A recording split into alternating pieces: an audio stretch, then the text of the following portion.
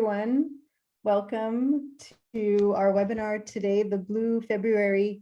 It's part of the Blue February series on water justice. Today, the theme of today's webinar is privatization of water and sanitation. What are the risks for human rights? I will be your host today. I'm Meera Karunanandan, based in Ottawa, Canada, on the unceded, unsurrendered territory of the Algonquin Anishinaabe people.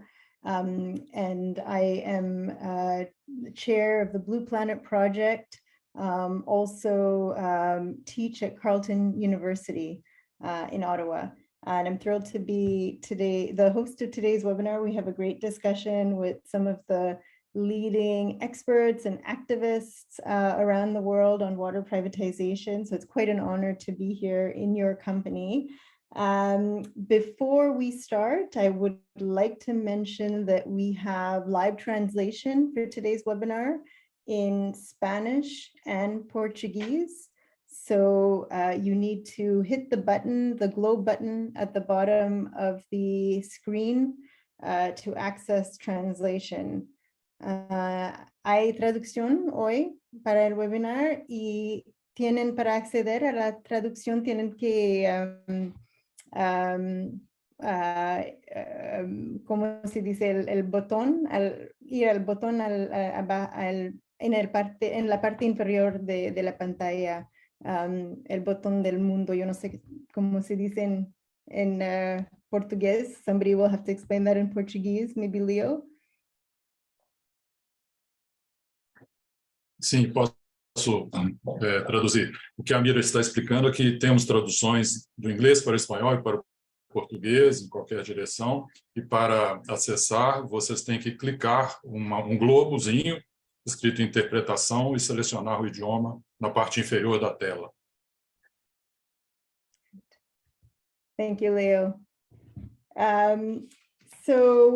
We will start our first, so the way we'll organize the webinar today is we'll have a first round of questions where each speaker will speak for about 7 minutes, and then we'll do a second round of questions, a shorter round of questions for 5 minutes, and then I will open the floor to your questions. But feel free to add questions and comments into the Q&A box at the bottom of the screen.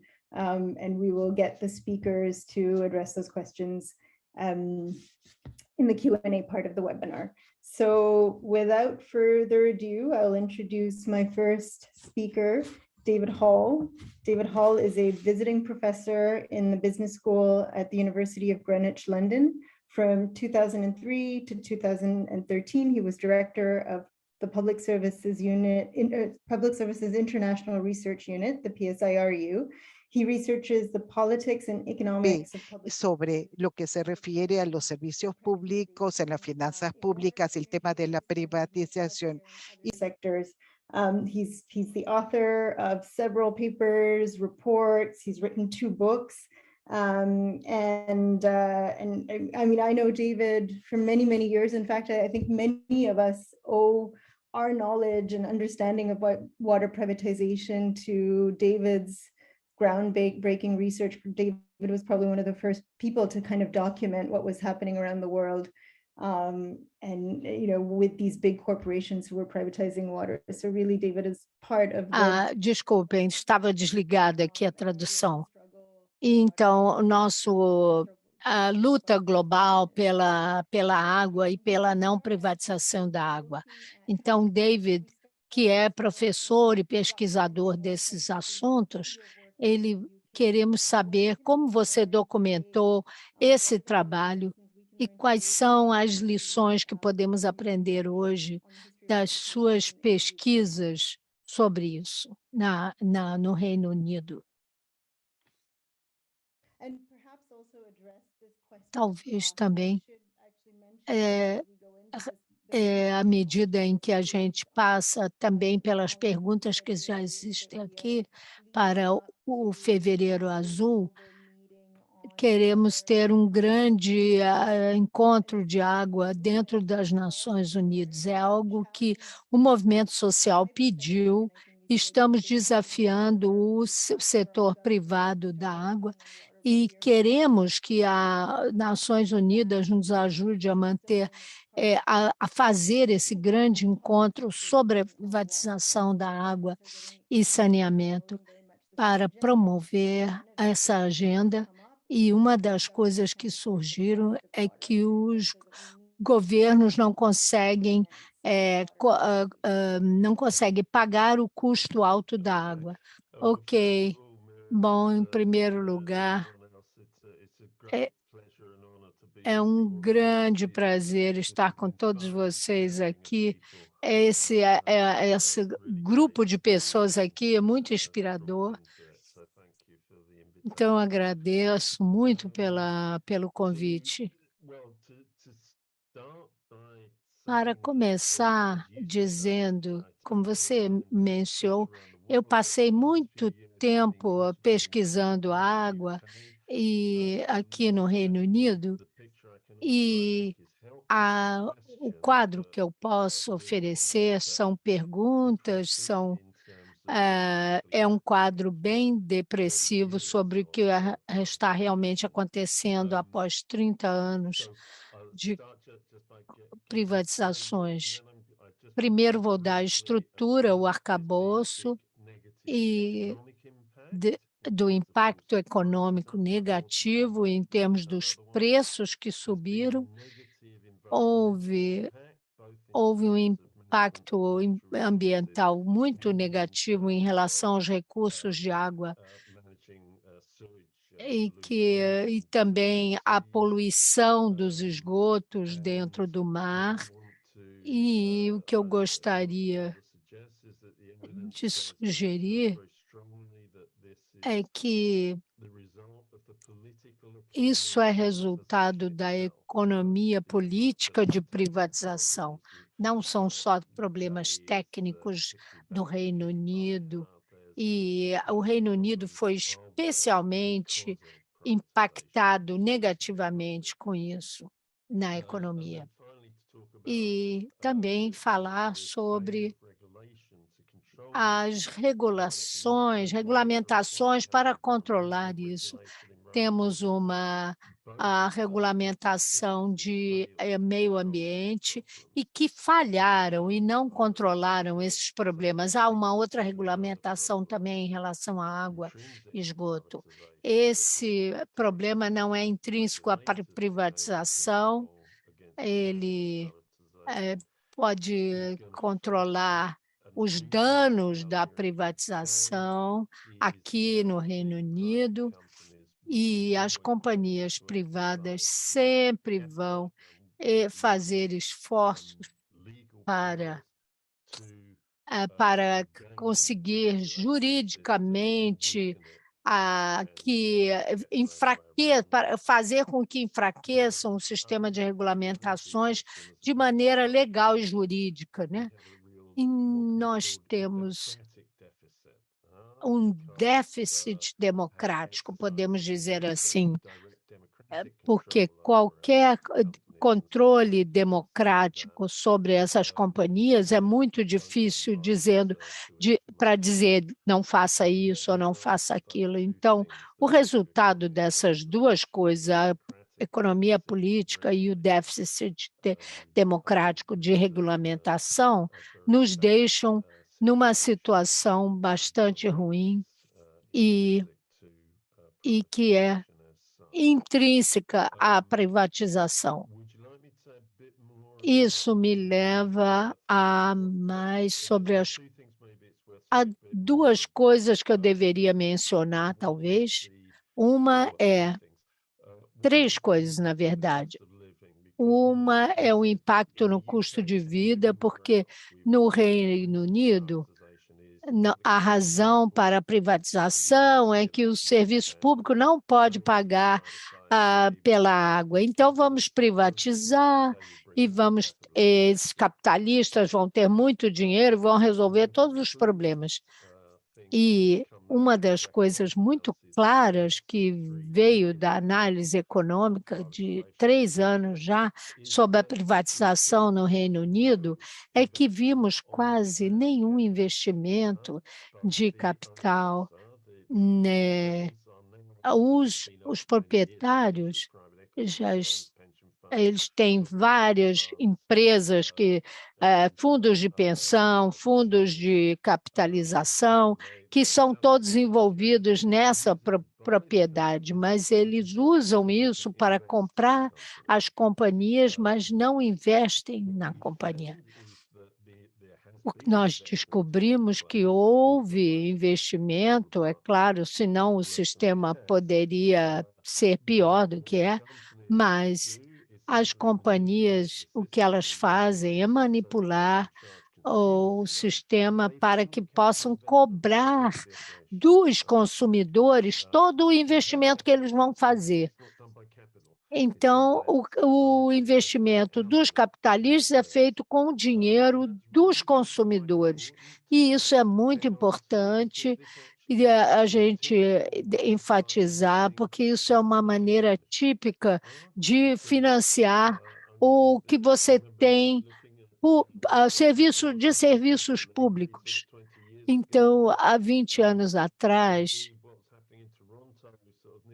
o que estava acontecendo já um século atrás, você precisa de investimento, então você aumenta o preço e depois coleta o dinheiro do investimento e depois o preço desce de novo. E isso foi o que as companhias estão fazendo. Eles estão pegando muitos dividendos do sistema e é assim que funciona essa rede. E, rapidamente, a poluição dos esgotos, a gente já viu mudar muito rapidamente, porque o esgoto junta-se com a água de chuva, com a água de temporais. Isso é um problema grande na Europa, porque assim é que os sistemas foram planejados e não tem o tamanho para lidar com isso. Mas, nesse estudo acadêmico importante que fizemos, ele mostra que essa enchente de esgoto está sendo usada pelas companhias e elas decidiram não investir dinheiro em plantas de tratamento de esgoto. Então, não é só um problema do crescimento da população no Reino Unido, é um problema da privatização. E agora, falando sobre regulamentação, por que ela não funcionou? Porque há 3 ou 4 anos atrás eu falei com Nitin em Londres sobre essa propriedade pública e ele disse, você pode imaginar essas coisas serem atingidas ou conseguidas através de privatização? Não, é claro que em 30, 40 anos isso não funcionou. E ela agora é chefe executiva da regulamentação da água e também agora é chefe de uma das companhias proprietárias da água. Há uma autoridade, Johnson Cox, é o mesmo que é dono de Angley Waters. Esse é um exemplo clássico de esse tipo de regulation capture, que é uma frase que já fala captura da regulamentação. Eu apenas gostaria de falar sobre esses 3 pontos específicos para falar sobre análise genérica. A gente pode continuamos a lutar, porém, estes realmente são os problemas mais importantes. Muito obrigada. Muito obrigado, David. Realmente foi uma visão muito ampla de todos os desafios que estamos enfrentando. Nós já vimos grandes vitórias, então nós vimos uma série de comunidades também trabalhando e lutando contra os contratos, contra as empresas, e realmente existem muitas comunidades no mundo lutando E nós vamos ouvir o caso de Jacarta, mas os problemas, como você explicou, de uma maneira tão bonita, a economia política da privatização é de tal ordem que grande trabalho tem que ser feito para conseguir os serviços públicos de que necessitamos.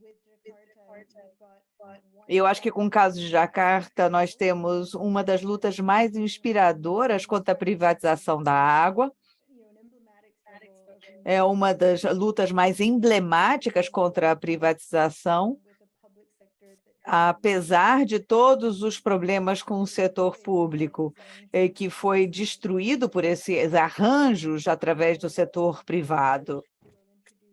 Então, eu adoraria apresentar a pessoa que trabalha com Cruhan International, que é uma rede internacional que gerou um impacto importante em uma série de comunidades e que protege as comunidades da privatização. Ele trabalha com um secretariado de Cruhan, principalmente com assuntos relacionados ao extrativismo e também à comoditização, à mercantilização da água como tal. Eu sei que ele está tendo alguns problemas técnicos, Sigit. Boa noite a todos, ou bom dia para alguns. Eu tentarei fazer a apresentação do caso da privatização em Jacarta. Então, eu vou subdividir em partes. O início foi a história comum com influência do Banco Mundial para tentar realmente tomar controle das fontes principais.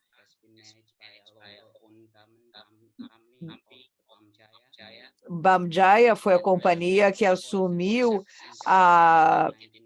o controle da água e houve um projeto de ajuste em 1991 com um grande empréstimo do Banco Mundial e depois com o apoio de uma família muito rica. Se fizeram uma série de acordos durante um período longo de 25 anos. E temos, inclusive, o envolvimento do filho do ex-presidente do país. E também com associações com um grupo Salima, que é um dos mais importantes da região. E durante os anos aconteceram uma série de mudanças. O processo do acordo, ou seja, não houve uma licitação aberta, o processo foi cheio de corrupção. E esse processo incluiu toda a cadeia de produção da água.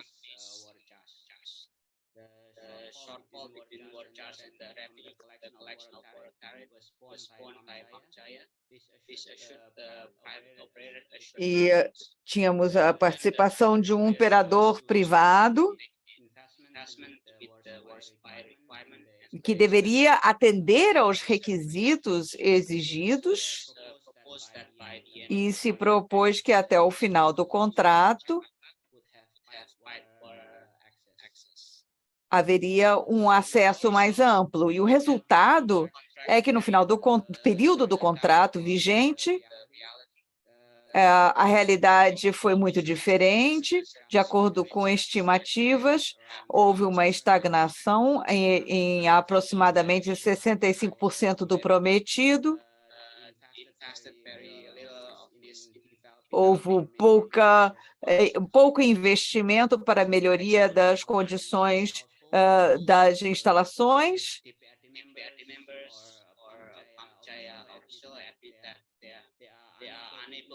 E admitiram, e as autoridades disseram que era impossível intervir numa área porque os projetos deveriam ter sido fornecidos pelas concessionárias.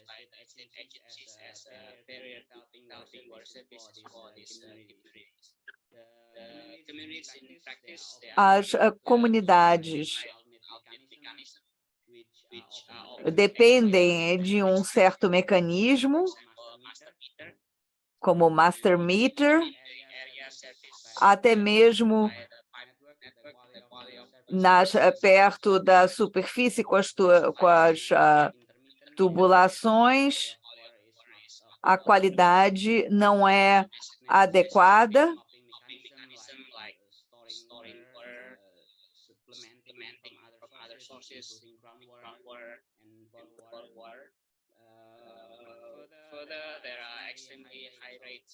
Existem aproximadamente 45% de taxas que são atribuídas a 45% das instalações estão com problemas por causa da passagem do tempo.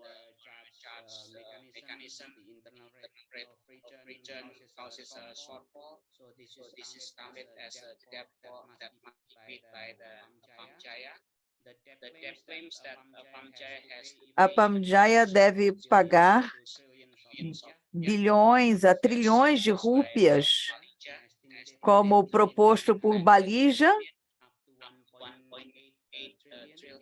até 1,8 trilhões de rúpias.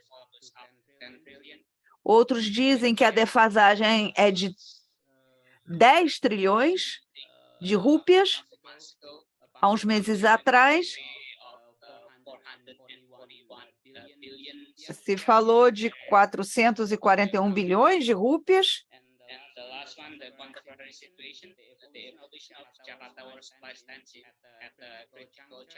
Agora se está numa situação bastante crítica. No dia 31 de janeiro,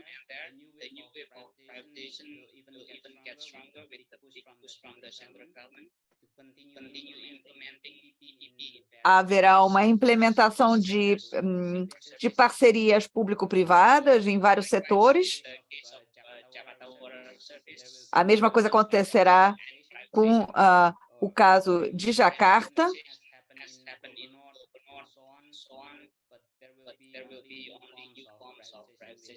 Haverá apenas novas formas de privatização, com nomes diferentes.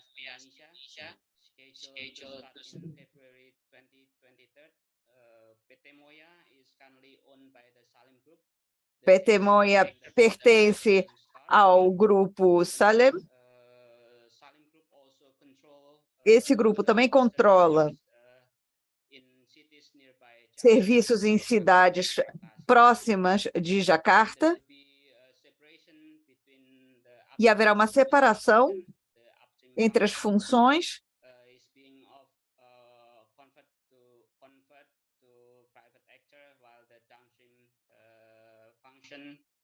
Uma parte será atribuída a Pamjaya e a outra ao setor privado.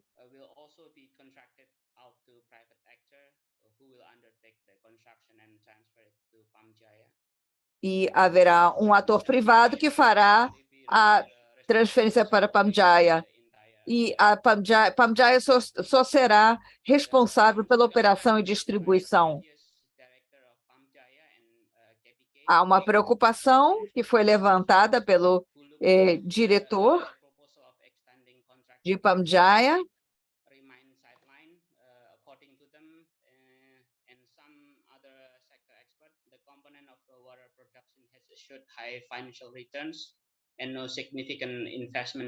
Desculpe, está muito difícil entender o sotaque do orador. Eu vou continuar fazendo o possível.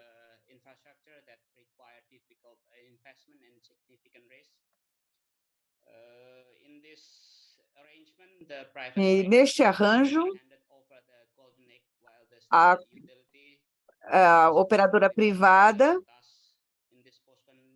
tem uma série de dificuldades, há alterações nas regulações, nas regulamentações. Normalmente, essas regulamentações apenas o que fazem é proteger o setor privado de quaisquer acusações ou problemas.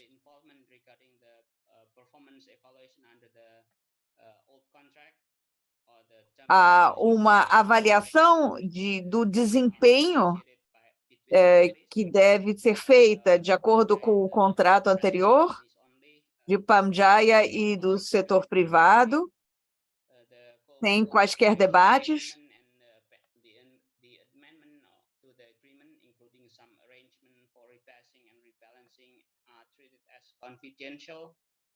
Alguns arranjos são considerados confidenciais, ou seja, não há nenhum debate, nenhuma transferência com relação ao desempenho dessas empresas, e esse arranjo também não fica claro.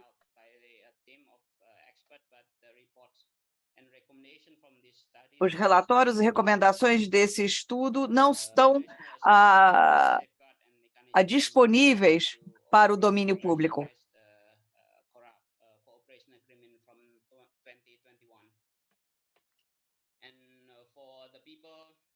E para as pessoas, nós estamos numa fase de consulta e vamos continuar a luta. Essa seria a minha apresentação por enquanto. Muito obrigado. Muito obrigado, Syed. Me parece que realmente isso é muito importante. A informação também é muito importante sobre o que acontece depois de um processo de privatização e os desafios da remunicipalização depois desse processo de privatização. E eu acho que a Indonésia é um dos casos mais emblemáticos, porque você tem um Banco Mundial que faz muita pressão sob uma ditadura e você tem um setor privado com os melhores acordos possíveis e imagináveis, com uma margem de benefícios de 22%. E tem indexação da inflação. Não importa o que aconteça com a economia, esse setor privado sempre ficará se beneficiando, sem sofrer qualquer impacto, com qualquer revés da economia.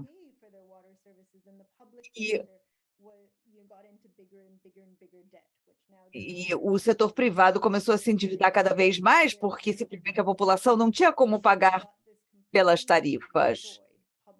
Então, nós temos um setor público totalmente destruído, e eu acho que a gente pode discutir isso mais adiante, para pensar a respeito de algumas soluções, e temos que pensar em estratégias, porque as comunidades realmente estão enfrentando uma grande luta no sul global e no norte. Nós temos que pensar em como a gente pode empurrar o setor privado para fora do jogo, simplesmente comprando-os.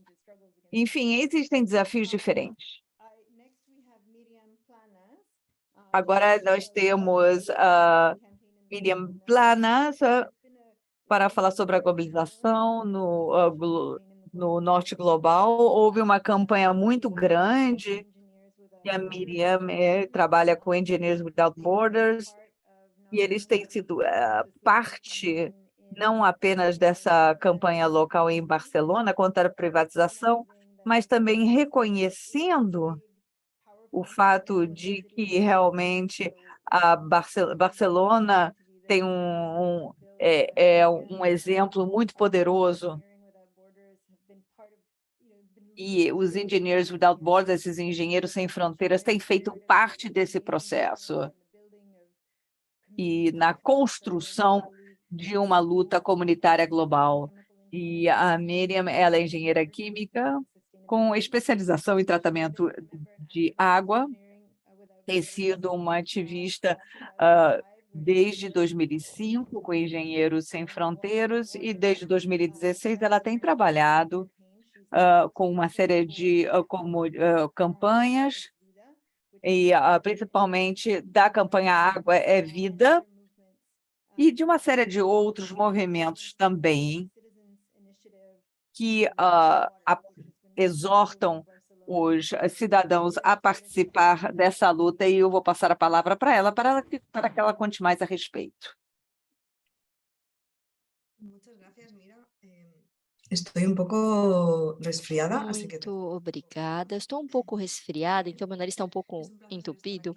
É um prazer estar aqui com vocês hoje, poder ver David novamente, Léo, conhecer a Sigrid. E hoje vou falar do caso que Mira estava apresentando sobre a Catalunha. Para começar, vou contextualizar um pouco. Na Catalunha, nós temos 80% da população, mais ou menos, abastecida por gestão privada da água. E nós nos demos conta, de fato, vendo as campanhas de remunicipalização, a luta com relação à água no sul, porque nos anos 2000 isso não era um problema na Catalunha, não era visto como um problema, mas conhecendo as lutas pela água do sul global, principalmente da América Latina, foi quando nós descobrimos que Águas de Barcelona estava privatizando a água. Então, não apenas no sul global, mas também na nossa casa. Então, nós descobrimos que não era somente uma história, mas afetava 80% da população na Catalunha, enquanto que na Europa a porcentagem da administração privada é de 20%. Então, essa porcentagem está invertida. Na Europa temos 80% de gestão pública e na Catalunha 80% de gestão privada. E desses 80%, 70% está administrada por um operador, ou seja, sob diferentes nomes, diferentes empresas, diferentes formas. 70% da população da Catalunha recebemos água de operadores que têm ações da Águas de Barcelona. Isso tem uma repercussão direta no conhecimento que Águas de Barcelona tem sobre a gestão na Catalunha, que é muito maior que o conhecimento que a maioria das prefeituras tem da administração da Catalunha também. Bom, começamos a investigar isso no ano 2010, entre 2008 e 2010, e lançamos uma campanha de remunicipalização, que já tem 10 anos, e graças a isso, já passamos de 84% de população abastecida pelo setor privado para 78%. Pode parecer muito pequeno, 6%, mas foi uma grande batalha. Temos 32 municípios que já remunicipalizaram, e foi um trabalho enorme tudo isso, porque nós sempre dizemos que privatizar pode ser feito em qualquer dia do ano, em qualquer ano, mas remunicipalizar leva tempo. É preciso esperar que se termine o contrato, ou quando haja uma cláusula que não foi cumprida, ou quando se consegue que os políticos levem adiante uma decisão, e isso precisa de coragem, porque é algo muito difícil. Todas as leis vão contra isso. Então, algumas consequências que nós vimos na Catalunha dessa gestão privada são os cortes de água, e nos movimentos sociais proibiram em 2014, 2015, mas até então era uma realidade. Em plena crise econômica, 2007, 2008, as prefeituras não sabiam quantas pessoas estavam sem água. Então, graças aos movimentos sociais, já não há mais cortes de água. Mas isso é algo que, se não tem cidadãos vigiando e cuidando disso, vai acontecer. Por mais que temos legislações que proíbam, é algo que precisa sempre estar sendo monitorado, porque é um dos principais riscos quando se trata de uma gestão privada ou sem participação cidadã forte. Por outro lado, uma consequência são os aumentos nas tarifas. Na Catalunha, vemos como na gestão privada é de 0,5 euros metro cúbicos mais caro que público. Isso são dados oficiais, não foi cálculo nosso. É calculado pela Agência Catalã de Água.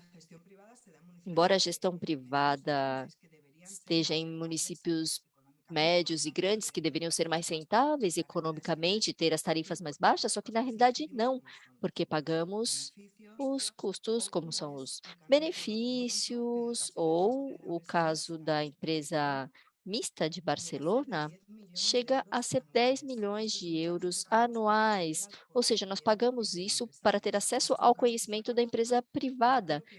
E eu acredito que isso, em todos os casos em que temos gestão da Águas de Barcelona, e se investigamos um pouco o caso, também era pago esse valor sem nenhum retorno, só para ter acesso ao conhecimento dessa empresa privada. E esse conhecimento, por outro lado, é para ver como se administra a água dos municípios. E pagamos isso na fatura. Outra das consequências é a perda do governo da capacidade das prefeituras de conhecer como são as suas redes, que investimentos precisam. Então, quando as concessões terminam, é muito difícil que essas prefeituras tenham conhecimento para recuperar essa gestão. E a última consequência que observamos na Catalunha, e, bom, não é a mais grave, porque todas são graves, mas isso nos assusta, porque é o abuso de poder dessa corporação. Porque na Catalunha, além desses 32 municípios que remunicipalizaram, temos 150 outros que poderiam fazê-lo nos próximos 10 anos, porque vai acabar a concessão. E o que nós estamos vendo é que a resposta dessa empresa para a remunicipalização foi uma ofensiva judicial com 40 municípios que foram denunciados, ou seja, sistematicamente, quando um município aprova democraticamente a remunicipalização, ele é levado aos tribunais para voltar atrás com a remunicipalização. E isso faz com que a desigualdade de poder produzida, e eu acho que Leo vai falar mais sobre isso depois, a desigualdade de poder que se produz entre essas grandes corporações e os pequenos municípios que querem recuperar a administração da água é algo real. E também faltam ferramentas para que esses municípios, ferramentas de apoio mútuo, de apoio judicial, para que esses municípios possam enfrentar essas demandas. O caso talvez mais conhecido ou mais grave que tivemos até o momento, e com isso eu já concluo, é o caso da iniciativa cidadã em Barcelona. Em Barcelona temos uma empresa mista que tem um contrato até 2047 e desde a sociedade civil nós temos uma iniciativa cidadã com já mais de 20 mil assinaturas para fazer uma consulta sobre a água. E essa consulta foi bloqueada com mais de 9 recursos judiciais, não apenas por Águas de Barcelona, mas também de empresas satélite ou a Câmara das Empresas do Setor Público, que colocaram recursos para interferir nessa consulta. E também vai contra não só a pergunta, mas também o concurso para o voto eletrônico, ou seja, estrategicamente eles criaram vários recursos judiciais para bloquear esse processo. E com essa iniciativa cidadã, o que nós vimos foi que não apenas o poder judicial que essas corporações podem chegar a ter, e também colocam isso a serviço dos seus próprios interesses, podendo perpetuar essa gestão privada, mas também tem o poder da mídia que eles podem chegar a ter. Em Barcelona, nós vemos diariamente anúncios na televisão promovendo a marca Águas de Barcelona, sendo que nenhum cidadão de Barcelona pode escolher qual vai ser o fornecedor de água da sua casa. E escutamos isso na televisão, na rádio. E então, é outro desperdício de dinheiro com relação à água, que não deveria servir para a publicidade dessa empresa, mas sim para campanhas de informação sobre a gestão da água. Bom, eu paro por aqui nessa primeira rodada e depois continuamos. Obrigada, Miriam. We've learned so much from Engineering Without Borders, what people's power, what public power can look like, what, people-driven movement. As pessoas e os movimentos podem se pronunciar e apesar de haver muitas remunicipalizações, como vimos, aprendemos muito sobre o que as pessoas podem fazer para democratizar a gestão da água e ter acesso à informação com iniciativas cidadãs. Tudo isso é uma maneira de envolver as pessoas para recuperar a água. Depois podemos voltar a falar sobre o Observatório dos Cidadãos. E agora passaremos o Bill Heller, que é especialista em saneamento e água e ensina na Universidade Federal de Minas Gerais e coordenador da cooperação internacional ONDAS e também participa de uma fundação no Brasil. Agradecemos por terem iniciado esse fórum e a iniciativa do Fevereiro Azul, que está acontecendo agora para influenciar o encontro nas Nações Unidas. A maior parte de nós não compreende a grandeza desse assunto, desse desafio, e vamos ter Neil Hiller e Pedro também nos deu mais voz e fez tanto trabalho para envolver os movimentos sociais com um relator especial, produzindo pesquisa muito significativa sobre essas corporações e governos e os diálogos entre eles. O que era compatível em termos de direitos humanos e os desafios que temos que encarar. Queremos ouvir um pouco mais. Já ouvi perguntas no chat sobre como se envolver. Você pode nos dizer como entender as tensões entre a gestão da água e como podemos usar essa ferramenta contra a privatização? Obrigado, Mira. Um grande prazer estar aqui com Mira, David, Miriam e Sigrid e também compartilhar essa discussão com quem está nos assistindo. Eu vou falar um pouco, respondendo a Mira, sobre o processo que levou ao meu relatório, o meu último relatório de 2020, que foi o relatório exatamente sobre a privatização dos serviços de água e saneamento e potenciais violações aos direitos humanos, né? A elaboração do relatório foi muito difícil, muito dura. Eu recebi muitos ataques, né, muitas demandas para não trabalhar esse tema.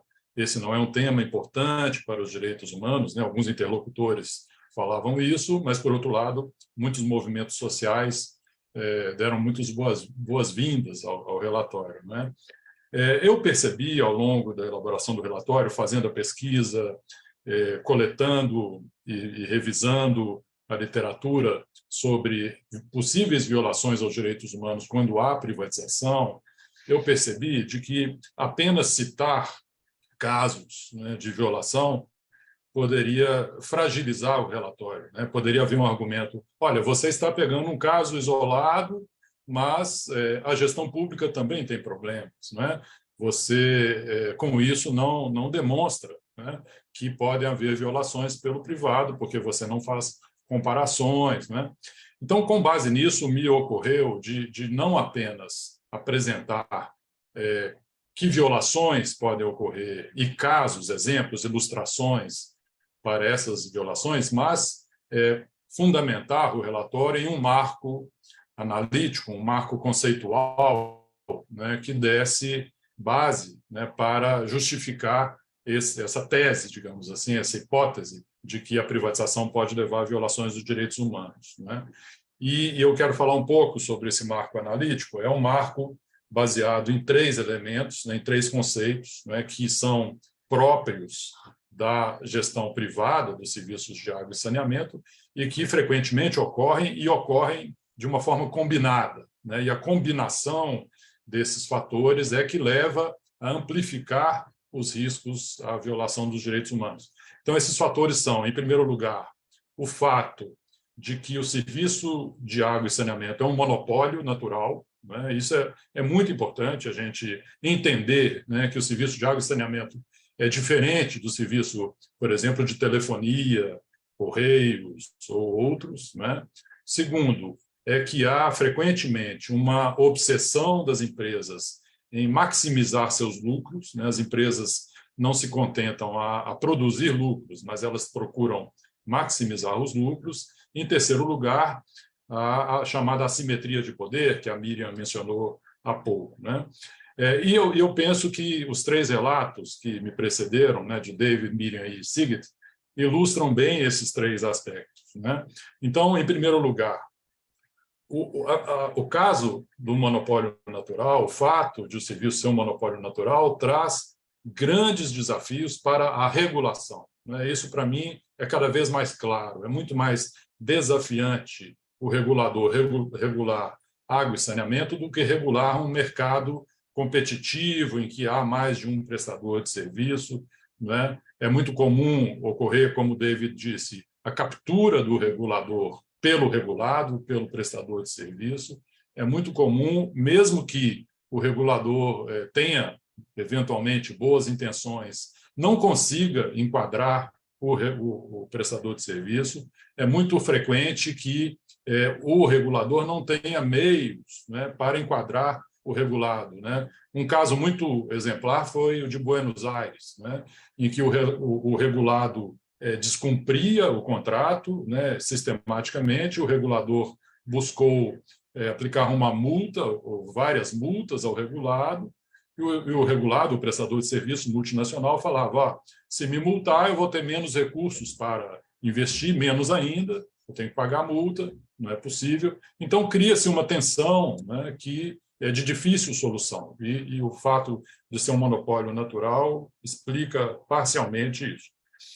A maximização de lucros, acho que ficou muito claro aí em todas as apresentações, né? Sigrid mostrou muito claramente, né, como na Indonésia, em Jacarta em particular, o prestador não investia, né, produzia lucros, transferia dividendos, né, e a última prioridade era investir, né? Então, a maximização de lucros tem 2 dimensões, né? Uma é quanto menos investimento, melhor, né? E outro é quanto mais receita, melhor, né? Quanto mais receita, melhor, em geral, leva a aumentos exorbitantes de tarifa. Vimos isso na apresentação do David, vimos Miriam falar que são, se eu entendi bem, 0,5 euros mais alto o metro cúbico de água na gestão privada comparada com a pública, né? Então, há uma pressão por parte do prestador de serviço para que as tarifas aumentem, para também que se cobrem serviços que não são usuais,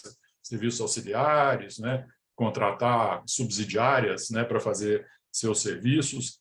Então, a maximização de lucro é algo muito frequente, muito problemático, explica por que no Reino Unido não tratam os esgotos adequadamente, né, por exemplo, e descumprem as leis ambientais, porque não é prioridade colocar recurso, né, dos sócios, né, dos shareholders, das empresas em atividades que não geram receitas imediatamente.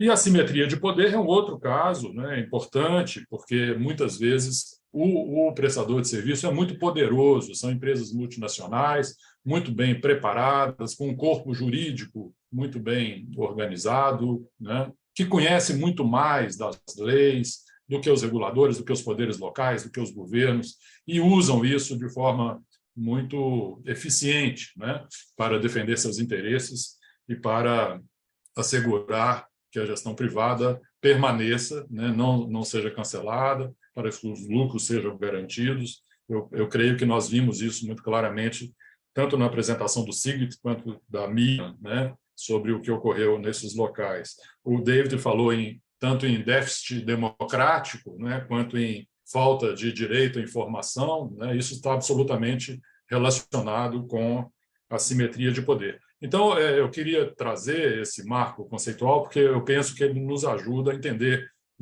cada um dos casos, né, como que eles incidem para colocar riscos à violação dos direitos humanos. Só para concluir, acho que também é muito importante nós sempre pensarmos na dificuldade de reverter a privatização. Isso é um fato muito fundamental, né, que foi muito bem explicitado por Miriam e por Sigrid.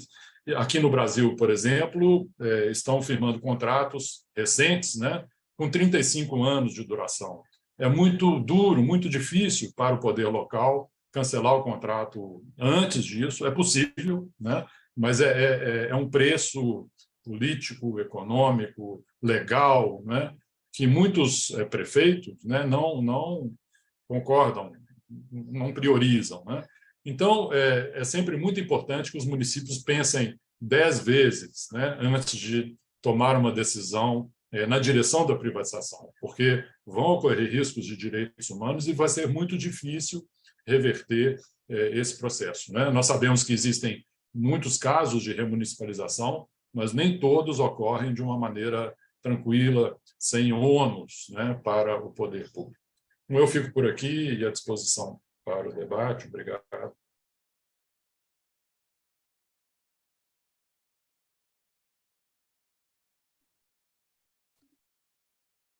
Thank you, Leo. I think. Obrigada, Leo. Obrigada. Houveram uma série de debates sobre o direito humano à água, é ou não uma ferramenta útil, mas realmente foi muito importante para nós também ter a linguagem para utilizá-la como uma ferramenta contra a privatização, principalmente na ONU, onde é uma das poucas ferramentas que nós temos ao nosso dispor. Então, esse relatório é muito valioso e espero que nós possamos, pelo menos, colocar um link aqui no site do Fórum da Água. Não sei se daria para colocar um link no chat. Esta é uma rede bastante solta. Seríamos, não sei, uma coalição de grupos pela justiça na distribuição da água. E no fórum, desde o Fórum de Dakar, nós temos discutido e nós decidimos que queríamos gerar uma alternativa para que as pessoas pudessem, de fato, participar de diferentes movimentos comunitários. Então, gostaria de convidar todos vocês a visitarem o nosso site, principalmente aqui durante essa fase de preparação para a Conferência da ONU. Tivemos um debate bastante pesado a respeito da privatização e dos seus impactos nas últimas décadas, as violações aos direitos humanos, perpetuada por diferentes empresas privadas, e eu darei alguns minutos agora para que vocês possam discutir e responder algumas perguntas e dar algumas soluções.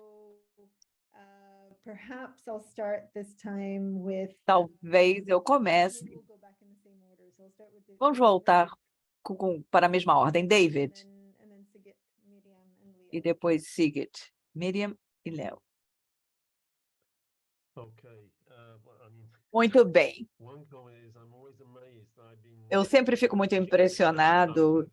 Eu tenho analisado essas coisas durante 25 e 30 anos e continuo em choque por ver que algumas coisas que ainda continuam acontecendo, tanto em vários países, até na Espanha, tentativas, quando a Miriam estava falando sobre a supressão dos referendos democráticos, realmente é um comportamento cínico e brutal da parte do setor privado. Eu gostaria de mencionar 2 ou 3 coisas que me ocorreram ao ouvir as diferentes contribuições. Em primeiro lugar,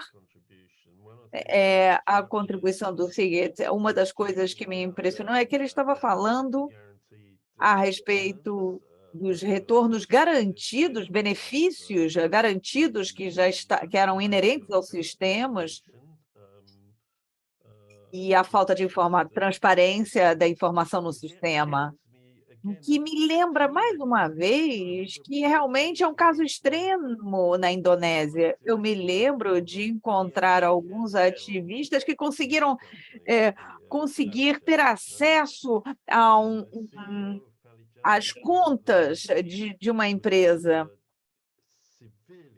E o CEO ficou furioso por saber que alguém se atreveria a discutir a contabilidade da sua empresa, que deveria ser um grande segredo. No entanto, eu gostaria de fazer um comentário que me ocorreu.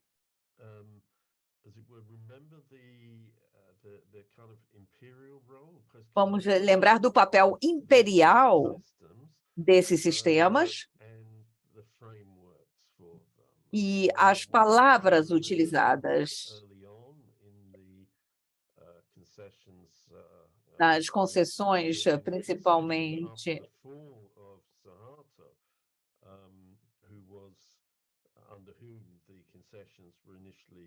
quando as concessões foram iniciadas.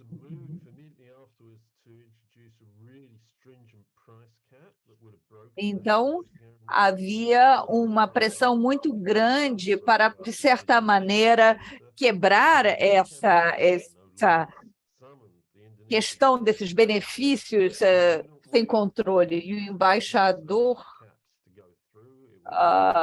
britânico, ele acabou interferindo a favor do setor privado para impedir qualquer tentativa de impedir esses lucros exorbitantes.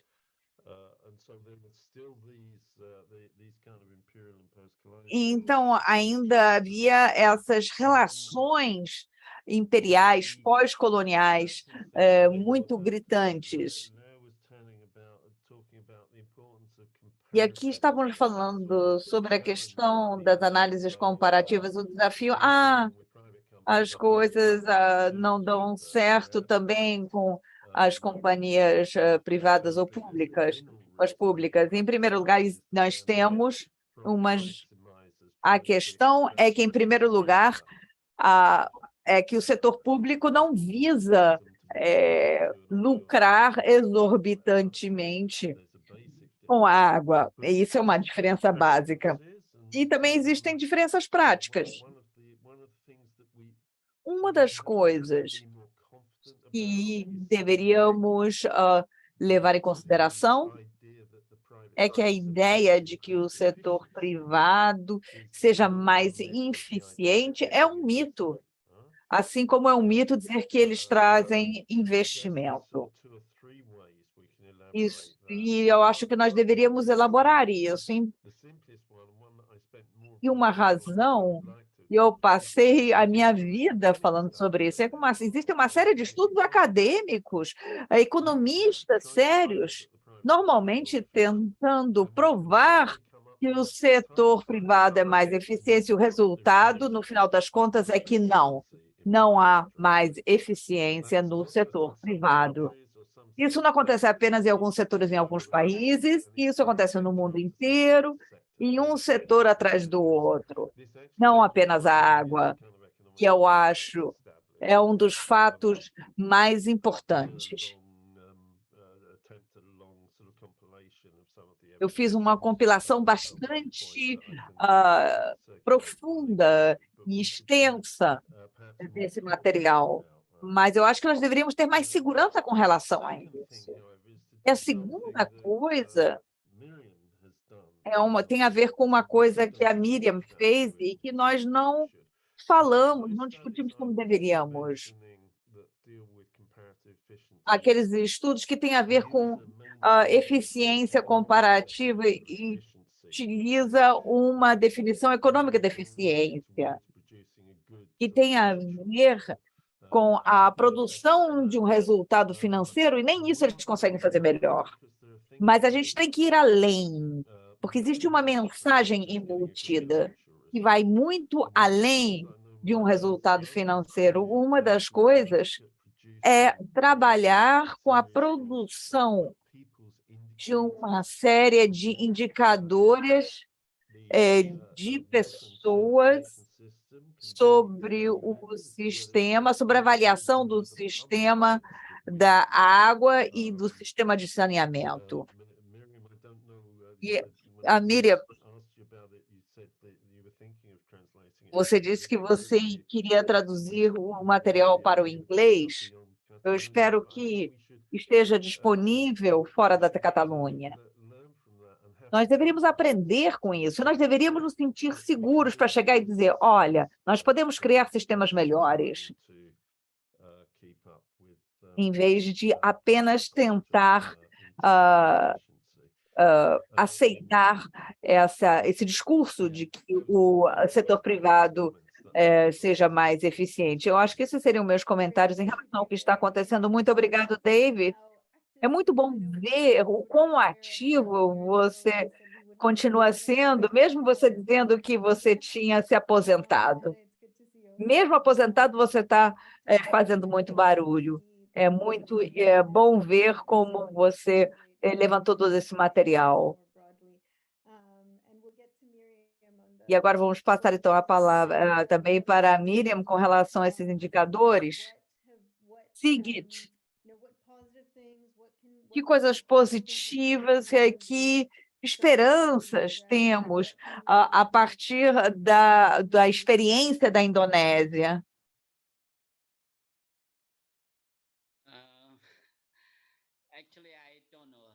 Não sei. Não sei qual seria a melhor alternativa para a Indonésia agora.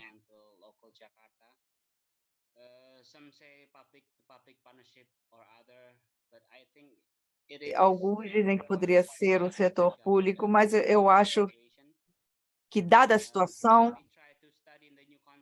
quando tentamos estudar o novo contrato juntos, com a ajuda de um dos estudantes que está fazendo um levantamento a respeito tentamos discutir uma série de coisas, inclusive uma proposta. E temos algumas conclusões. A população de Jacarta tem feito uma grande oposição contra a privatização, mas continuam sem ser um ator fundamental no jogo. Para a Indonésia, eu acho que o que nós precisamos desse... Deveria haver um movimento para tentar impedir que esse mecanismo das PPPs, preciso realmente lutar contra esse mecanismo das PPPs.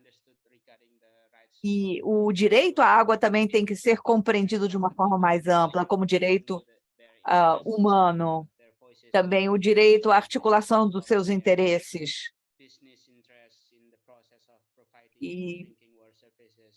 E também para poder lutar contra os interesses comerciais dos negócios. A ideia é passar de uma retórica, é importante rejeitar os modos existentes de exclusão. Eu acho que é isso que está na minha mente agora. Sim, muito bom. Temos que pensar, sim, temos que ir mais além da luta contra a privatização, temos que pensar em novas formas também, na questão da distribuição dos serviços da água e de saneamento. E também temos que contestar essa questão das PPPs. Realmente, eu me senti muito inspirada pelos movimentos na Indonésia. E também, principalmente com relação à luta pelos recursos, da água. E é importante também essa luta pela transparência. E toda essa movimentação, fazer com que as pessoas se movimentem, se articulem, se organizem nessa luta para poder melhorar a compreensão dessa questão como um todo. E essa é uma contribuição muito importante para todos nós no mundo. Miriam, por favor. Nós gostaríamos de ouvir mais a respeito dos indicadores, a questão da gestão privada e dos observatórios dos cidadãos.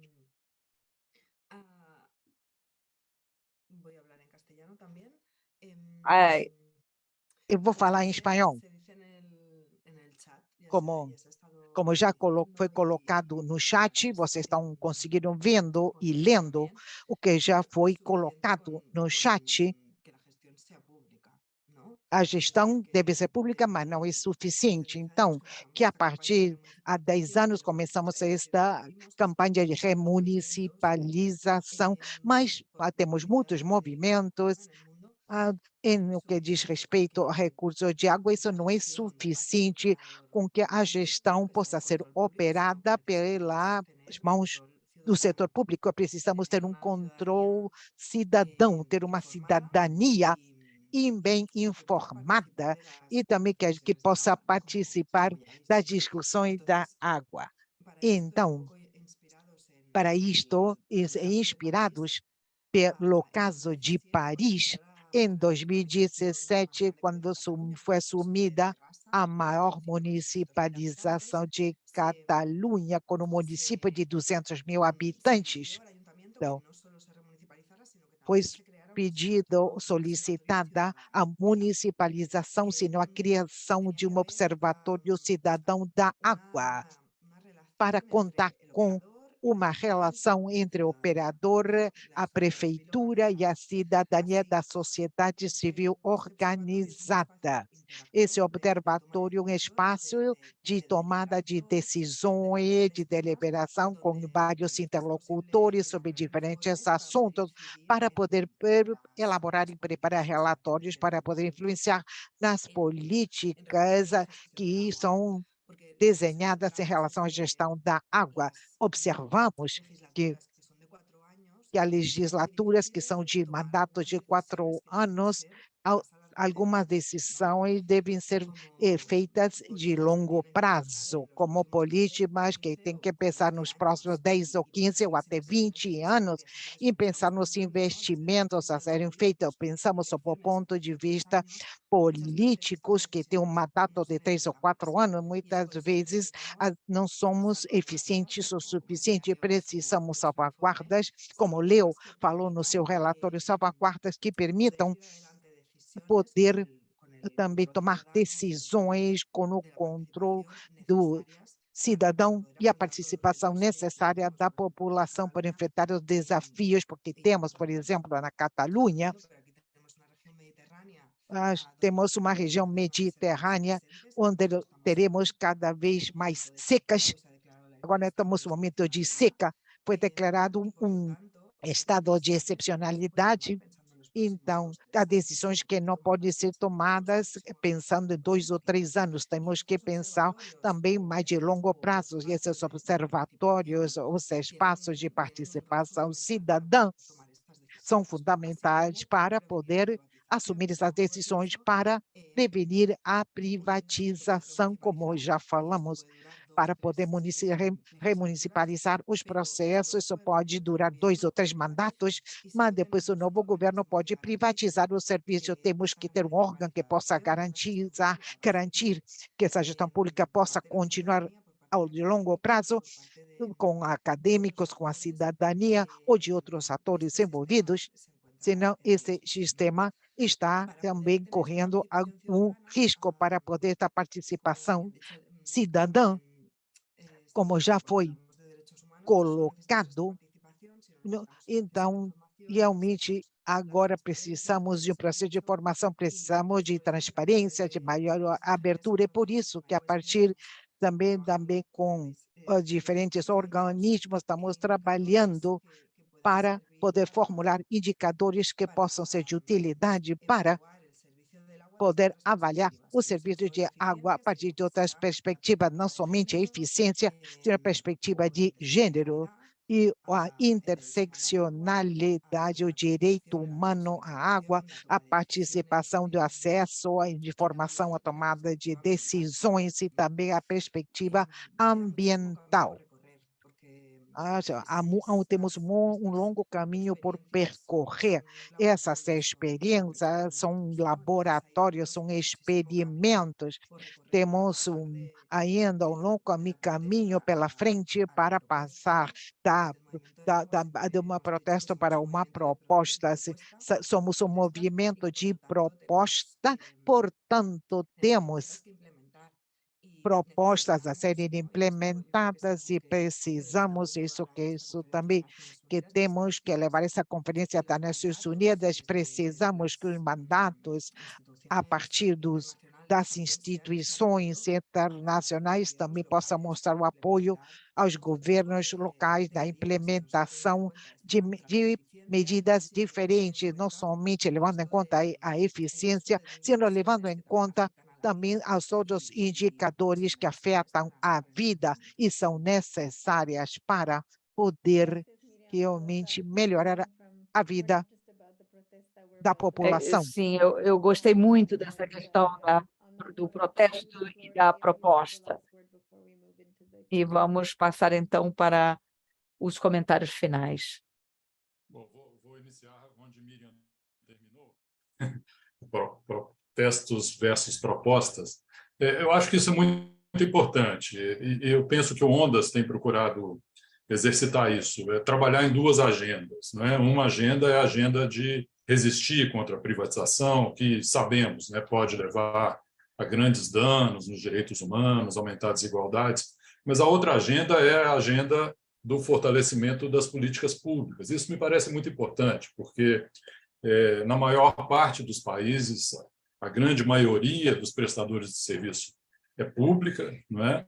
E muitos prestadores públicos, nós temos que reconhecer isso, não trabalham da melhor forma. Tem um espaço grande para que melhorem, né? Isso não é culpa de um ou outro gestor, mas muitas vezes é porque essa gestão pública se dá em um ambiente institucional que não é o melhor, né? Então, eu acho que tem alguns elementos que são muito importantes. Um elemento eu preciso falar isso em primeiro lugar, é o reconhecimento dos direitos humanos como o principal norte, a principal orientação para a prestação de serviço. É muito bom quando um país aprova na sua Constituição, inclui na Constituição, que água e saneamento são direitos humanos, ou na legislação ordinária, né? Isso ajuda muito a organizar os serviços. Não é suficiente, sabemos, mas é importante. A outra são políticas públicas mais estáveis, financiamento público, né? Muitos governos não usam recursos públicos adequados, né, para investir em saneamento, e David nos ensinou isso muitas vezes, né? A Europa universalizou os seus serviços com financiamento público, maciçamente, né, com priorização aos serviços de saneamento, né? A questão da participação democrática é muito importante, né, para romper com o tecnicismo que muitas vezes, né, invade o setor de água e saneamento, né, aquela coisa de que os técnicos têm resposta para tudo, conhecem tudo, têm soluções para tudo, não têm necessidade de ouvir e de dialogar com a população. Então, a participação é muito importante. Planejamento de longo prazo é muito importante. Nos países do sul global, é muito comum ser muito imediatista a forma como os gestores pensam os serviços, né? Então, é muito importante fazer um planejamento, pensar nas mudanças, inclusive como as mudanças climáticas, né, afetam a continuidade dos serviços, e o fortalecimento do prestador. É muito importante investir no fortalecimento do prestador local, com capacitação, com boa capacidade técnica. Enfim, eu penso que esse pacote, né, de valorizar o público, né, deve vir junto, de mãos dadas, né, com o pacote, como a Miriam falou, das protestas, né, das propostas e das protestas em conjunto. Obrigado.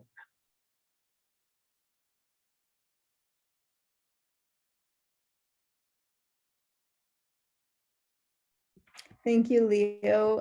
So that Obrigada, Leo. Bom, como nós concluímos as apresentações, vamos passar às perguntas. Temos muitas perguntas no chat.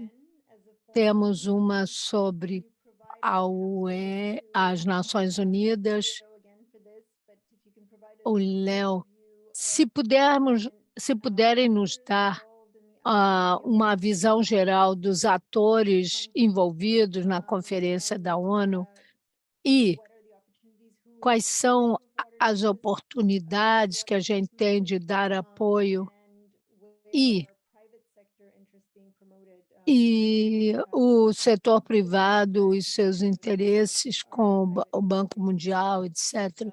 Quais são essas possibilidades envolvidas por causa dessa sua narrativa com os direitos humanos? Léo, podia responder, né? Léo? Um abraço para a Marcela, que eu conheço. Bom, é muito difícil analisar as Nações Unidas, né? As Nações Unidas não é um corpo homogêneo de agências, de pessoas, de propostas, né? Existem várias tendências dentro das Nações Unidas. Existem grupos que são muito próximos aos direitos humanos, inclusive alguns críticos, não são muitos, né? Críticos à privatização. Não domina, né? Mas alguns são. Mas eu diria que prevalece nas Nações Unidas um olhar muito neutro, né? Eles, inclusive, as agências usam muito a palavra nós somos agnósticos, né, em relação ao tipo de gestor. Não há uma crítica, de fato, sobre a privatização, por exemplo, né? E isso, a meu ver, torna as conclusões da conferência de março muito imprevisíveis, né? É muito difícil nós fazermos uma previsão clara sobre o que ocorrerá, mesmo porque as conclusões finais da conferência serão muito influenciadas pelos países, pelos Estados-membros, né? Que são os que votam, de fato, são os que negociam os acordos, são os que negociam os tratados, né? Mas também sabemos que os Estados-membros são muito heterogêneos, né? Existem estados que defenderão muito claramente uma posição mais neutra, etc. Então, eu penso que, se é possível fazer alguma previsão sobre o que ocorrerá em Nova York, de decisões muito neutras, né? Muito pouco afirmativas, muito genéricas, talvez seja a melhor palavra. Muito genéricas, decisões que vão apontar de que precisamos cumprir com os ODS, né? Estamos atrasados, precisamos recuperar o tempo perdido, mas sem deixar muito claramente como, né? Por quais meios, né? Apenas com afirmações genéricas, precisamos melhorar o financiamento, precisamos melhorar a gestão, precisamos melhorar a regulação, mas como fazer isso, né? Não me parece que vá ser parte do processo decisório. Mas tudo como se a gente tivesse uma bola de cristal aqui para tentar enxergar o que vai se passar na conferência.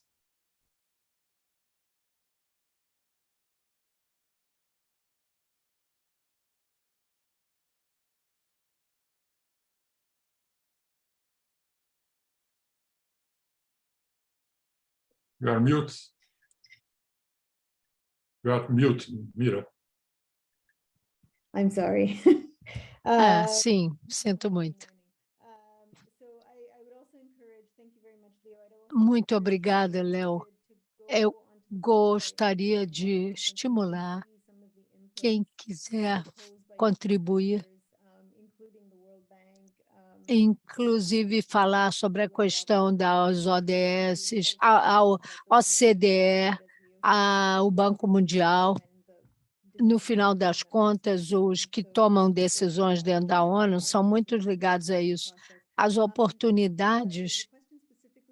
Há uma pergunta específica sobre a Espanha. Eu gostaria que a Miriam respondesse isso, sobre a Espanha especificamente. Qual é a sua percepção da agenda espanhola? Como é que será isso? Yes, I can go in for just quickly. I think, well, the numbers I was presenting is Catalonia, which is a comunidad autónoma, an autonomous community in Spain. Ay, voy a cambiar a castellano, que se me olvida que puedo responder en castellano.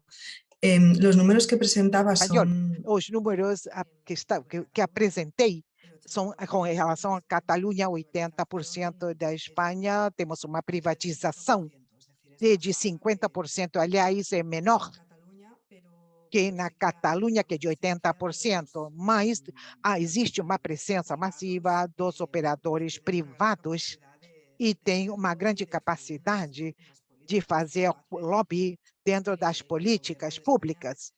O governo da Espanha, então, também, como já foi comentado sobre o papel da privatização e da cooperação, é o caso de privatização com a cooperação espanhola.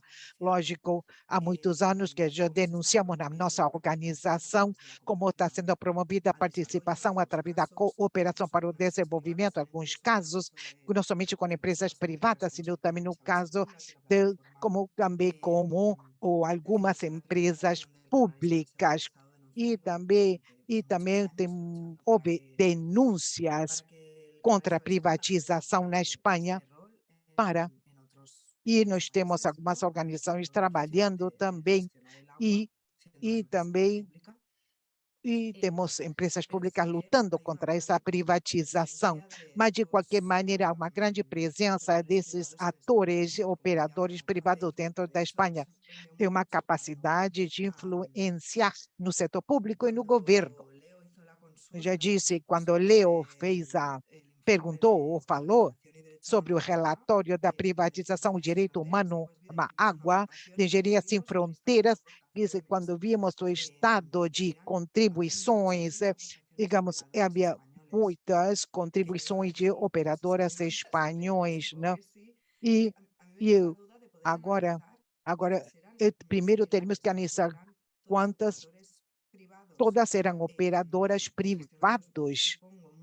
Também tivemos uma gestão na Água de Barcelona, mas não consegui fazer a comprovação numérica desses dados, mas vendo essa relação, também podemos ver claramente que havia uma grande maioria de contribuições do Estado espanhol.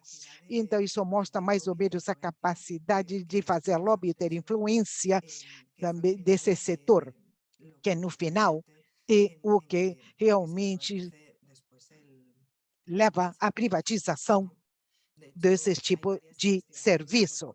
Há várias pesquisas feitas em relação à corrupção dessas empresas e nenhuma foi realmente acusada formalmente, mas algumas investigações em curso, mas os juízes, no final das contas, como nós falamos, realmente como essas têm alto poder de influência, acabam por proteger essas empresas.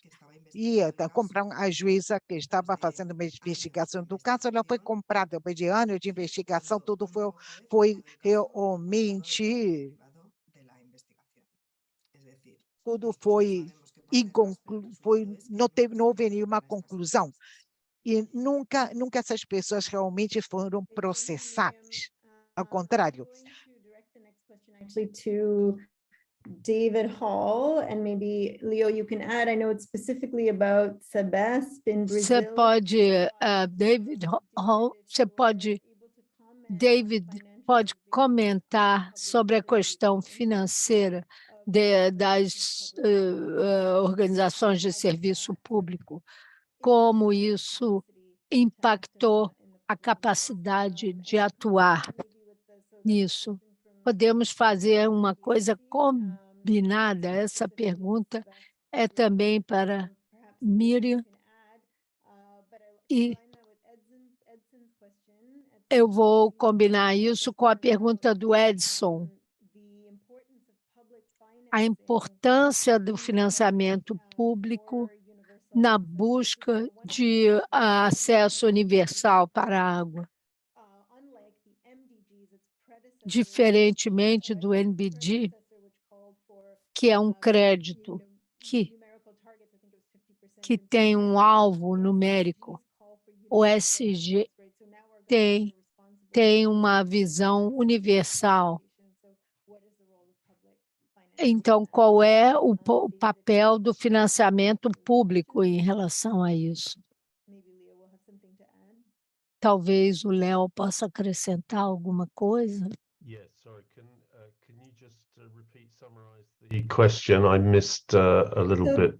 I guess it's about financialization of public. É sobre a financiarização do setor público. Quais são os impactos da financiarização? Em teoria, a água é pública. Ok. Então, isso é todo um assunto particular, específico, em todas as maneiras. Bom,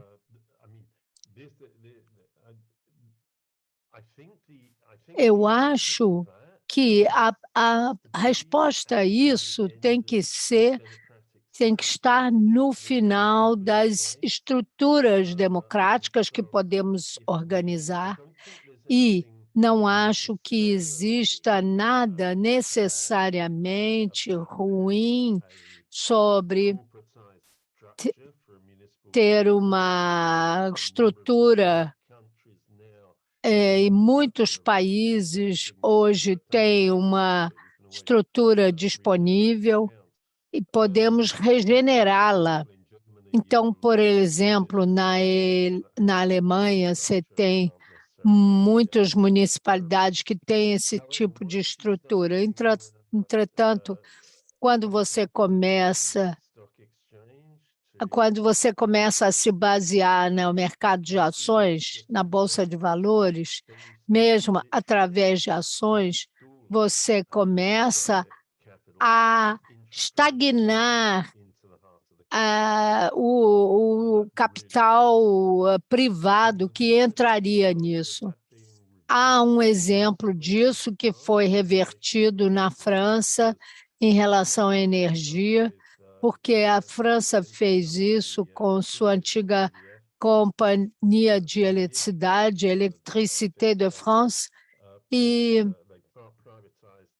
eles privatizaram, colocando 20% ou 24% na Bolsa de Valores. Então, o governo francês disse: nós vamos impedir que se faça lucro através da energia,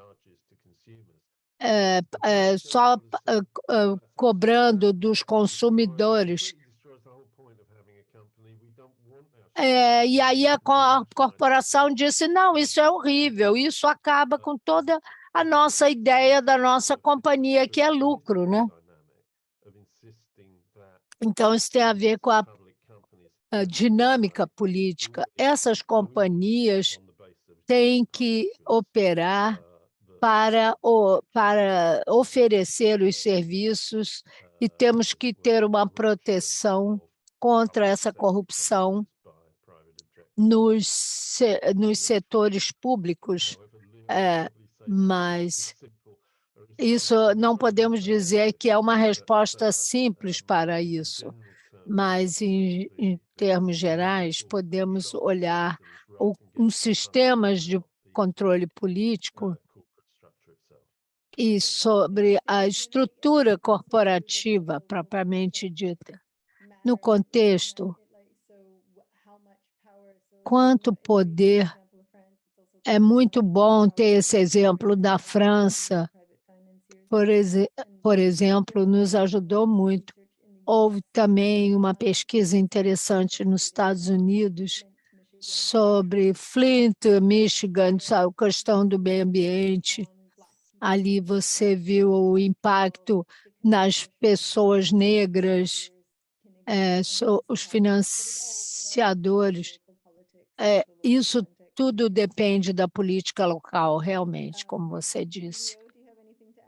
Léo, quer acrescentar alguma coisa, por acaso? Mas é um caso muito interessante. Talvez muitos aqui não conheçam. A Sabesp Yes, I'll try. ela opera uma população, eu não sei exatamente quantos, mas eu diria que algo como 30 milhões de habitantes, né? E algumas décadas atrás, o capital da empresa foi aberto e hoje o governo do estado de São Paulo é proprietário de 51% das ações e 49% são ações abertas no mercado, né? Inclusive na Bolsa de Nova York, de São Paulo, de Nova York. Então, é uma empresa que tem uma característica híbrida, né?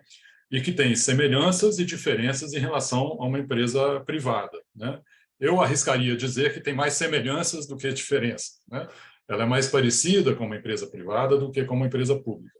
Ela é diferente porque a direção da empresa é nomeada pelo governador, não é? E não pelos acionistas, não é? Então, em princípio, nós temos agentes públicos, né, dirigindo a empresa. Mas um corpo com muita força na empresa é o chamado Conselho de Administração. E no Conselho de Administração, a influência dos acionistas privados é muito grande, não é? E a Sabesp, tal como outras, existem mais 2 ou 3 no Brasil semelhantes, ela transfere dividendos altos todos os anos para fora do setor de saneamento. Uma parte dos dividendos vai para o próprio governo, né? Mas a metade vai para as empresas, como lucro, para os acionistas. E é um recurso que sai da área de água e saneamento e não retorna. O governo não usa esse recurso para expandir sistema, para melhorar, para fazer investimentos, né? Então, nesse sentido, não há muita diferença em relação à transferência de lucros, né, que as empresas privadas fazem invariavelmente, né? Mas é um caso interessante de analisar, mas eu, em resumo, insistiria nisso. Ela é muito parecida com uma empresa privada, na minha opinião.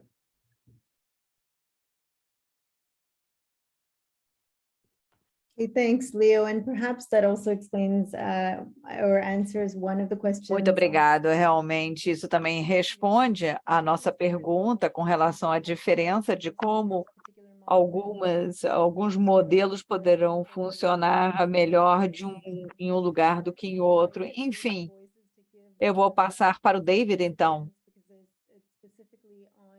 porque eu vou passar para Ziggy. David está perguntando até que ponto a política nacional realmente impede que se possa voltar a ter um controle público da água na região.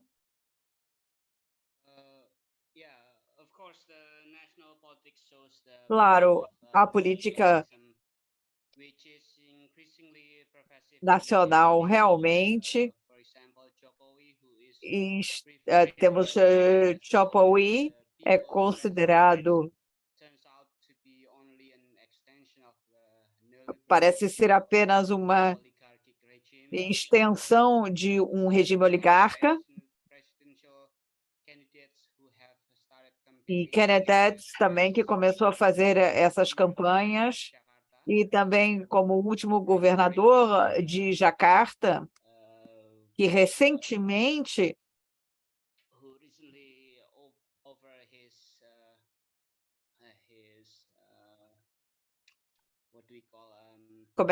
como é que se poderá dizer isso? Recentemente, ele decidiu entregar o cargo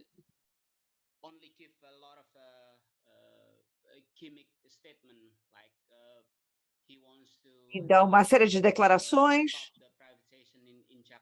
Ele quer interromper o processo de privatização em Jacarta, quer nacionalizar a concessionária de água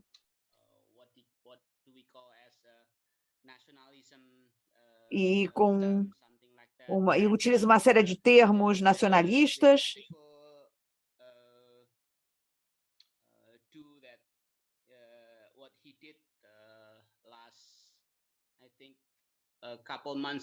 Mas o que ele fez alguns meses atrás, em outubro ou novembro, ele assinou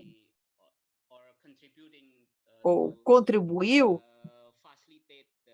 para facilitar a assinatura do novo contrato, no entanto. É isto. Obrigada. Muito obrigada, Sigrid. Eu também gostaria de voltar à pergunta aqui da questão da dinâmica de gênero, os impactos da privatização sobre a questão da igualdade de gênero. Miriam, você gostaria de responder ou qualquer outra pessoa?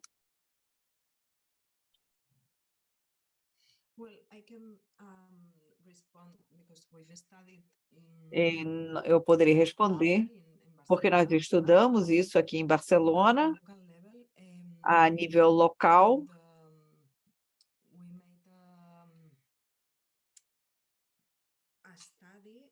E fizemos um estudo como essa questão afetava as mulheres. Eu vou mudar para espanhol.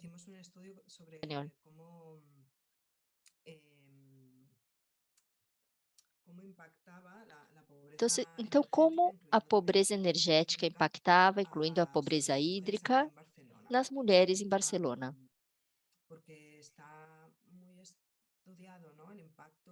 Porque esse impacto já foi muito estudado, não concretamente da privatização, mas nós estudamos em Barcelona tanto sobre a água quanto a eletricidade, que estão privatizadas, e um pouco do que nós vimos e que para nós foi interessante é que nós conhecemos muito sobre o impacto diferenciado sobre as mulheres na questão da água no sul global, mas nos custa traduzir o impacto sobre o acesso da água no norte global. E o que nós vimos é que também são as mulheres que têm uma carga para poder administrar o acesso.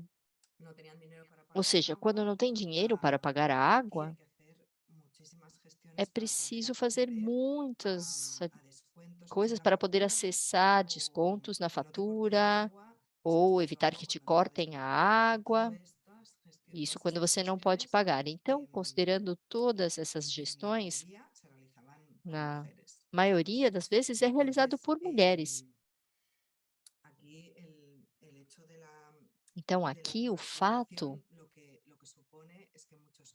da privatização supõe que, em muitos casos, a gestão para poder ter acesso à água quando você não pode pagar é mais difícil, ou seja, é uma gestão municipal, pública, que pode ser automatizada, com ajudas diretas, que estariam à disposição através de outros mecanismos, e na gestão privada é mais difícil ter acesso. E isso se deve à falta de transparência e também porque ocultam. Obrigada, Miriam. David, você falou a respeito dos impactos ambientais da privatização e você poderia, então, responder à pergunta da Maria sobre como, se de fato essas concessionárias de água fazem os relatórios de acordo e como é que poderia ser feita a pressão sobre essas concessionárias. Obrigada. Sim, é realmente uma dessas experiências é bem encorajadora.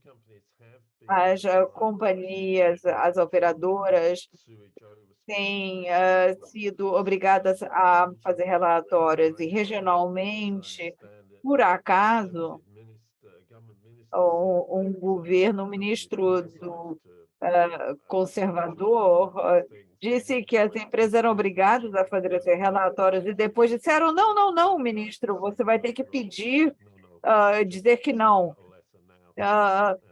Não, agora não, você vai mandar uma carta e vai obrigá-los a fazê-lo. Mas também tivemos um movimento comunitário, cidadão muito importante. Quando você trabalha com impacto ambiental, fica muito mais fácil organizar o monitoramento comunitariamente. Isso aconteceu no Reino Unido, isso foi muito importante, porque, então, por exemplo, existe um movimento bastante radical com relação à questão da rede de esgotos, e às vezes a questão, por exemplo, de desagües irregulares, tudo isso tem que...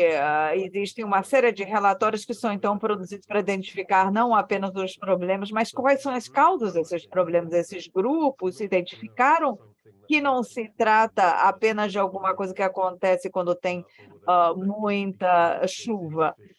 Simplesmente é porque existe uma capacidade insuficiente da parte das plantas de tratamento. Então, sim, eu responderia sim. É muito importante, sim, porque voltamos à questão de que sistema nós deveríamos estar construindo e não apenas deveríamos estar reclamando, que precisamos de um sistema que possa realmente levar ao monitoramento do meio ambiente, quase que de uma maneira imediata. Existem sistemas disponíveis que podem, de fato, se houver advertências que não sejam tardias, poderá haver uma gestão preventiva desses recursos, mas é preciso ter um debate público e um processo decisório que é fundamental para esse tipo de acesso, mas o monitoramento cidadão é muito importante para que seja eficaz. Muito obrigado. Também temos uma pergunta aqui com relação ao poder dos grupos de lobby do setor privado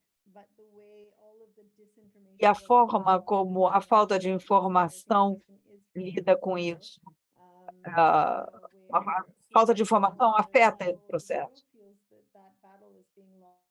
E parece que aqui a pessoa está dizendo, o Roberto está dizendo que essa batalha está sendo perdida. Eu poderia falar um pouco a respeito do Brasil.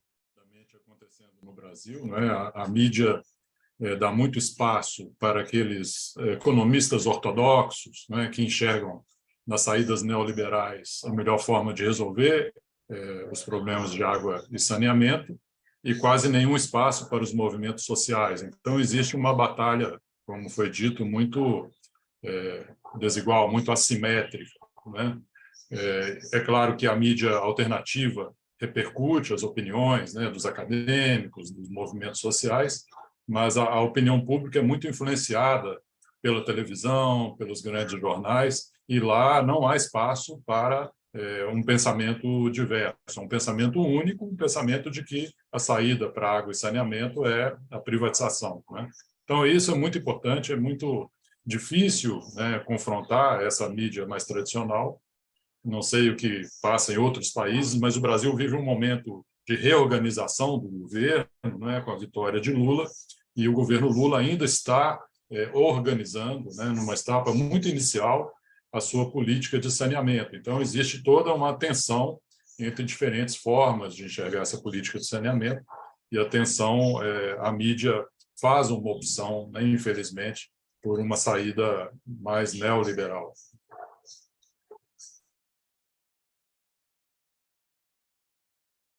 Thanks, Leo. So, just one more question. Obrigada, Léo. Mais uma pergunta aqui. Podemos combiná-las. A questão das desigualdades cada vez mais aprofundadas e a questão ambiental. O fato também, a questão dos assentamentos informais, as favelas, lugares que são basicamente insalubres. Não sei se alguém gostaria de fazer algum comentário sobre as desigualdades profundas e os impactos sobre as camadas mais pobres da população.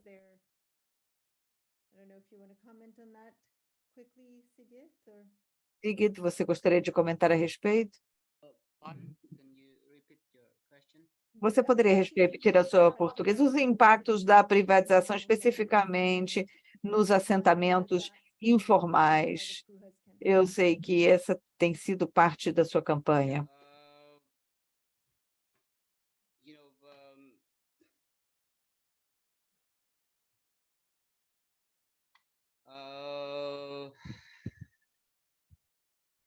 Or I don't know if it's informal settlement, kampungs, or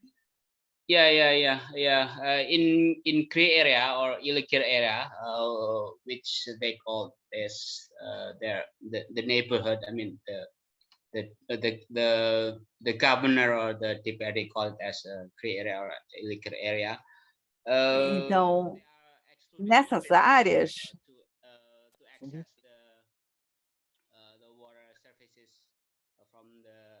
há dificuldade em ter acesso aos serviços de água.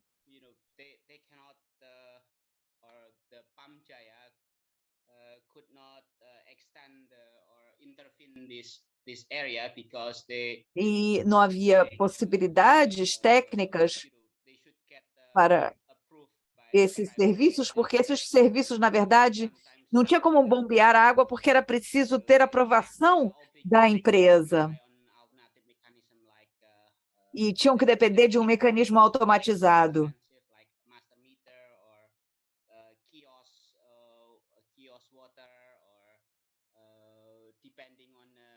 E dependiam muito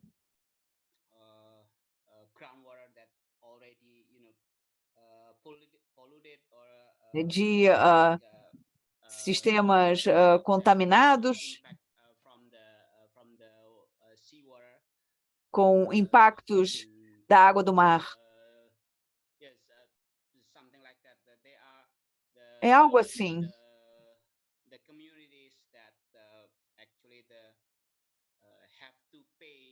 As comunidades têm que pagar mais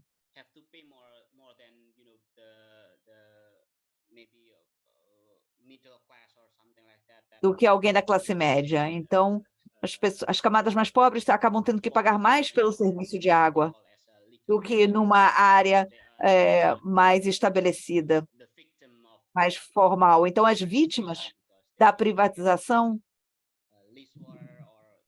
são as que recebem menos água, recebem água contaminada e pagam mais por ela.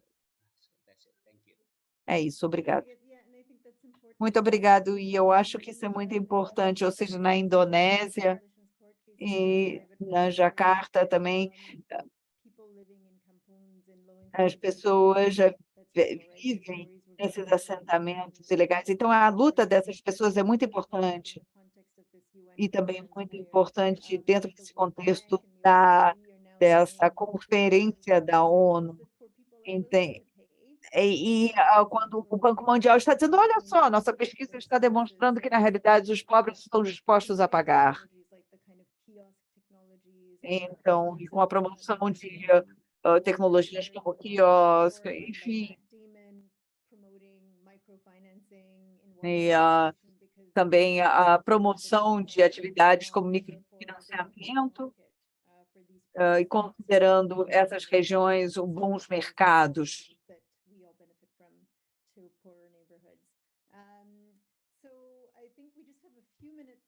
Eu acho que só temos mais alguns minutinhos. Se alguém quiser acrescentar alguma coisa, eu gostaria de ressaltar que temos mais um evento desta série de webinários. Eu não sei se você gostaria de dizer alguma coisa, Maria, com relação às parcerias com a comunidade.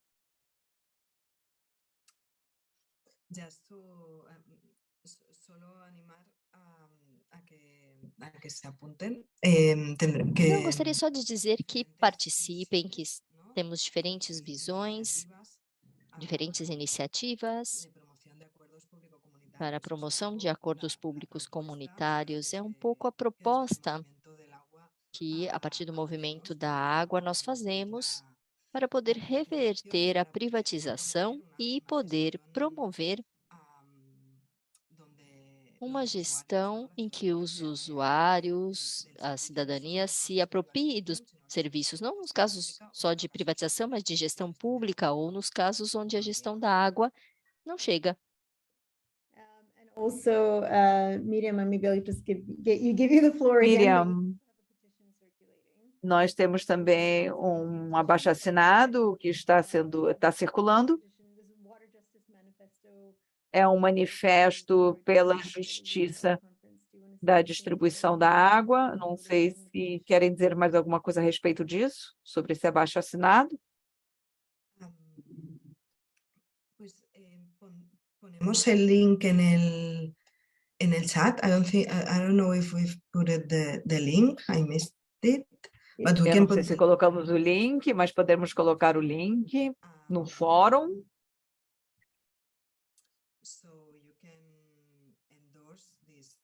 De maneira que vocês possam assinar esse manifesto.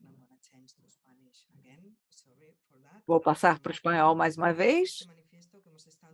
Trabalhando com diferentes Trabalhando com diferentes movimentos da água, diferentes atores, para poder chegar a alguns pontos básicos que possibilitem chegar à cúpula de Nova York. Nós abrimos para que várias organizações, acadêmicos, obrigada, Adriano, por pôr o link no chat. E também, além de organizações, acadêmicos no nível individual, possam se inscrever no manifesto. E a ideia é poder apresentá-lo, levando à Conferência da Água das Nações Unidas, da ONU, com esses pontos básicos. No formulário, temos as versões em diferentes idiomas: inglês, espanhol, português, francês. E quero agradecer, porque foi um trabalho difícil de consenso, de poder condensar todo o conhecimento, demandas e propostas dos movimentos em pontos muito básicos e concretos que poderiam ter um espaço nessa cúpula das Nações Unidas e levar as propostas a partir do movimento. Como o Léo dizia, nós não sabemos a repercussão que vai ter, porque essa conferência é imprevisível. Mas quanto mais gente assine, mais apoio tiver e mais difusão, mais potência e repercussão terá. Muito obrigada. Então, essa lista de idiomas está aumentando. Esse é um esforço horizontal, descentralizado, está disponível para que vocês publiquem nos seus sites, nas suas organizações. Nós queremos realmente ter um empurrão bastante importante, coletivo, para essa preparação dessa reunião. Nós não temos como prever quais são os resultados dessa reunião, porém, é importante trabalharmos juntos para poder construir uma narrativa coletiva, para aprendermos uns com os outros, para retroalimentar as nossas vitórias. E essa nossa luta contra a privatização, para trazer essas lutas para os nossos países, e vamos continuar fazendo isso. Eu acho que fevereiro já foi um momento bastante importante para esse aprendizado. Muito obrigado pela contribuição de todos vocês, por esse esforço dessa construção de narrativas comuns. Muito obrigado, David, Léo, Miriam e Sigrid. Nós os veremos no próximo webinário. Tchau para todos. Obrigada, obrigada. Thanks, Mira. Tchau, abraços. Good seeing everyone again. Yes, good to see you. Muito bom ver todos de novo.